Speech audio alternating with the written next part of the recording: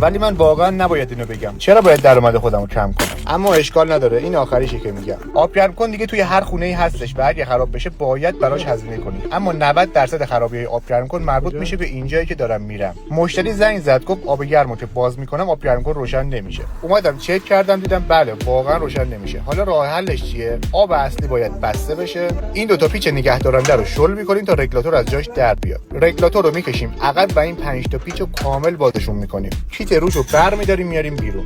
میرسیم به این قسمت، یعنی اصل ماجرا. دیافراگمی که پاره شده و نمیذاره آب گرم کن روشن بشه. من شانساً داخل کیفم دیافراگم زیاد دارم چون قیمتی نداره و استفادهش زیاده. البته سودش منظورمه. دیافراگم جدید رو سر جاش میذاریم و شروع می‌کنیم به جمع کردن رگولاتور که خیلی هم ساده است. حالا این 5 تا پیچ هم ببندیم روش که دیگه تموم بشه. رگولاتور رو سر جاش میذاریم و این پیچ نگهدارنده رو هم صفر می‌کنیم. آب گرم کن رو ببین مثل روز اول داره کار می‌کنه. اینجا کل هزینه‌های فنی صفر میشه. اگه به کارت میاد فالو کن.